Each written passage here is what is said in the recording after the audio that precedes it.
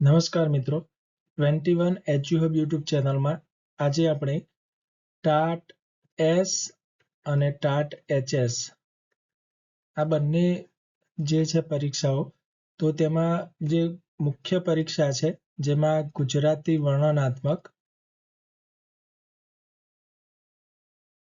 અને તેમાં પેપર 1 ની અંદર આપણને 20 ગુણમાં સંક્ષેપીકરણ જે પૂછાતું હોય છે 20 ગુણની અંદર, તો આપણે આજે તેની વિગતે વાત કરવાના છે કે જેથી કરીને આપણે સંક્ષેપીકરણના 20 ગુણ પાક્કા મેળવી શકીએ. તો સંક્ષેપીકરણ એટલે શું છે? તો સામાન્ય રીતે આપેલો જે ગદ્યખંડ અથવા ફકરો છે આપણે તેને ધ્યાનપૂર્વક વાંચીને તેનો જે મૂળ વિચાર કે જે ભાવ છે એને નુકસાન પહોંચાડ્યા વિના તેને ટૂંકાવાની કળા છે. એટલે કે જે ટોટલ આપણને જે શબ્દો આપ્યા હોય એના 1/3 એટલે કે ત્રીજા ભાગમાં આપણે શબ્દોને પોતાના શબ્દો બનાવીને લખવાનું છે.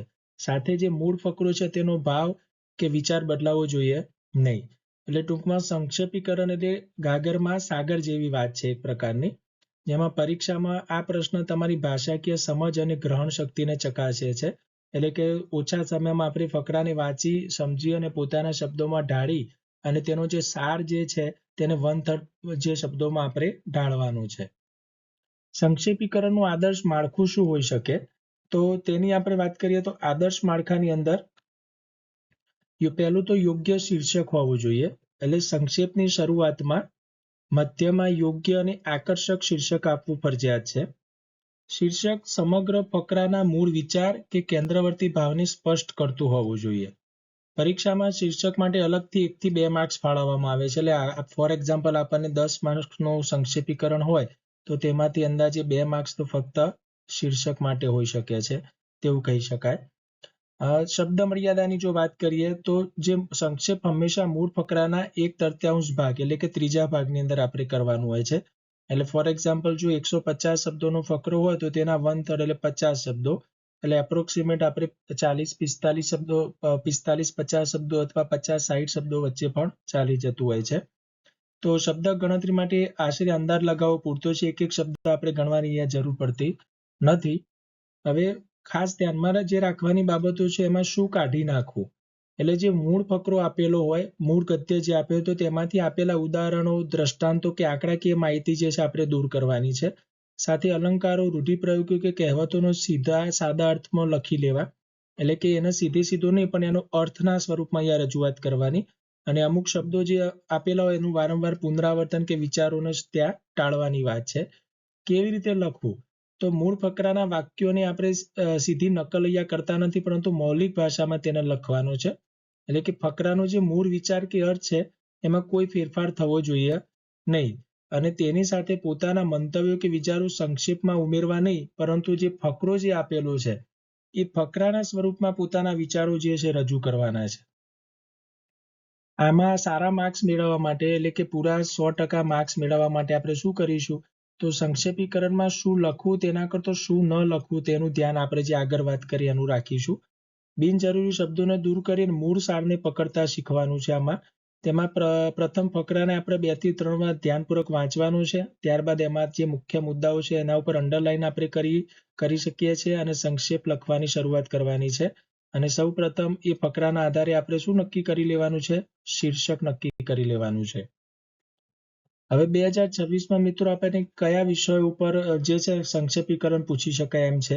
તો એક તો રાષ્ટ્રીય શિક્ષણ નીતિ અંતર્ગત કોઈ આવી શકે છે, માતૃભાષાના મહત્વ વિશે આવી શકે છે, મૂલ્ય શિક્ષણ ઉપર આવી શકે, ડિજિટલ યુગ વિશે આવી શકે છે, સાથે AI ને લગતો કોઈ વિડીયો આવી શકે છે. શિક્ષણમાં જે સમસ્યાઓ જે છે, શિક્ષણની સમસ્યાઓ, તો એના રિગાર્ડિંગ કોઈ આવી શકે છે. સ્વચ્છતાને લગતું કોઈ આવી શકે છે. બરાબર. કોઈ રાજકીય સમિટ અથવા તો જે વિશ્વ લેવલે જે સમિટો થતી હોય તો તેના રિગાર્ડિંગ કોઈ વિષય આવી શકે છે. તો ટૂંકમાં આ પ્રકારના જે વર્તમાન જે વિષયો જે છે તેના ઉપર તમે ખાસ ધ્યાન રાખશો. હવે આપણે નમૂના રૂપ સંક્ષેપીકરણ કેવી રીતે લખાય, શું ધ્યાન રાખવાનું છે એમાં, તો એવા એક એક્ઝામ્પલ જોઈએ આપણે. તો અહીંયા એક ફકરો આપેલો છે આપણને, શિક્ષણ અને સંસ્કાર અંતર્ગતનો એક ફકરો છે. તો તેમાં શિક્ષણને મૂળ ઉદ્દેશ માત્ર અક્ષર જ્ઞાન આપવાને કે ડિગ્રી મેળવવાનો નથી. શિક્ષણ એ માનવ ઘડતરની પ્રક્રિયા છે. જો ભણેલો માણસ સંસ્કારી ન હોય તો તેનું શિક્ષણ નકામું છે. આજના સમયમાં માહિતીનો વિસ્ફોટ થયો છે. પુસ્તકો અને ઇન્ટરનેટ પર જ્ઞાનનો ભંડાર છે, પરંતુ સાચું શિક્ષણ એ છે જે માણસને નીતિવાન, પ્રામાણિક અને સંવેદનશીલ બનાવે. સ્વામી વિવેકાનંદે કહ્યું હતું કે જે શિક્ષણ ચારિત્રનું નિર્માણ ન કરી શકે તે શિક્ષણ કઈ કામનું નથી. તેથી માત્ર માહિતીનો સંગ્રહ કરવાને બદલે જીવન મૂલ્યોનું સિંચન કરવું એ સાચી કેળવણી છે. તો અહીંયા અંદાજે મિત્રો 90 શબ્દો અહીંયા આપણને આપેલા છે. તો એના 1/3 આપણે કરવાના છે. 1/3 તો 90 ના 1/3 એટલે કેટલા થઈ જશે? 30 શબ્દો થઈ જશે. તો સૌ પ્રથમ આપણે આના જો ટાઇટલની વાત કરીએ, શીર્ષક, તો આનું એક શીર્ષક જો સારું બનાવવું હોય તો એ થશે સાચું શિક્ષણ અથવા તો કેળવણીનો હાર્દ. એટલે કેળવણી શું છે એમ. તો શિક્ષણનો હેતુ માત્ર ડિગ્રી મેળવવાનો નથી, પરંતુ ચારિત્ર નિર્માણનો છે. કેમ કે અહીંયા જુઓ મિત્રો, માણસને નીતિવાન, પ્રામાણિક, સંવેદનશીલ બનાવે છે. તો આ બધી બાબતો સાથે પણ ચારિત્ર શબ્દ છે. એટલે આ બધા શબ્દો જે છે એ ચારિત્ર નિર્માણની બાબતોનું છે. સંસ્કાર વિનાનું શિક્ષણ નિરર્થક છે. માહિતીના સંગ્રહને બદલે વ્યક્તિને નીતિવાન અને સંવેદનશીલ બનાવી જીવન મૂલ્યોનું સિંચન કરવું તે સાચી કેળવણી છે. તો આ રીતે આપણે આને 1/3 માં સંક્ષિપ્ત કરી શકીએ છીએ. બીજું એક ઉદાહરણ જોઈએ મિત્રો, ડિજિટલ ઉપરનું છે કે સોશિયલ મીડિયા અને પુસ્તકો અંતર્ગત કોઈ ફકરો છે અહીંયા. તો આજના ડિજિટલ યુગમાં સોશિયલ મીડિયા અને મોબાઈલનો ફોનનો વ્યાપ એટલો બધો વધી ગયો છે કે લોકોને પુસ્તકો વાંચવાનો સમય ઘટી રહ્યો છે. પહેલાના સમયમાં લોકો નવરાશની પળોમાં પુસ્તકાલયમાં જતા અને સાહિત્યનું વાંચન કરતા. આજે યુવાનો પેઢી કલાકો સુધી સ્ક્રીન સામે બેસીને પોતાનો કિંમતી સમય વેડફી રહી છે. વાંચનથી માણસની વિચાર શક્તિ અને કલ્પના શક્તિ ખીલે છે, જ્યારે અતિશય સ્ક્રીન ટાઈમથી માણસની તણાવ અને આંખોના રોગો વધે છે. તેથી મોબાઈલનો વિવેકપૂર્ણ ઉપયોગ કરી સારા પુસ્તકો વાંચન તરફ પાછા વળવું એ આજના સમયની તાતી જરૂરિયાત છે. તો 90 શબ્દોમાંથી આપણે એને 30 શબ્દોમાં કન્વર્ટ કરવાનું છે. તો સૌથી પહેલા આપણે ટાઇટલ આપીશું વાંચનનું મહત્વ અથવા તો મોબાઈલ યુગ અને પુસ્તકો. તો આ બંનેમાંથી કોઈ પણ ટાઇટલ જે છે એ પ્રમાણમાં સારું છે. ત્યારબાદ વર્તમાન ડિજિટલ યુગમાં સોશિયલ મીડિયાના અતિરેકથી પુસ્તક વાંચન ઘટી ગયું છે. વધુ પડતા સ્ક્રીન ટાઈમથી શારીરિક માનસિક નુકસાન થાય છે. વિચાર શક્તિના વિકાસ માટે મોબાઈલનો મર્યાદિત ઉપયોગ કરી પુસ્તક વાંચન તરફ વળવું આવશ્યક છે.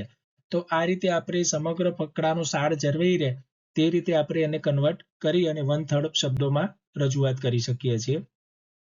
તો આ રીતે મિત્રો કોઈ પણ ફકરો આવે તો પહેલા આપણે જરૂરિયાતવાળા શબ્દો નીચે અંડરલાઈન કરી અને ફકરાને 1 થી 2 વાર સારી રીતે ધ્યાનપૂર્વક વાંચીશું અને પછી યોગ્ય એના અનુરૂપ યોગ્ય ટાઇટલ આપીશું અને પછી એના 1/3 શબ્દોમાં અહીંયા રજૂઆત કરીશું.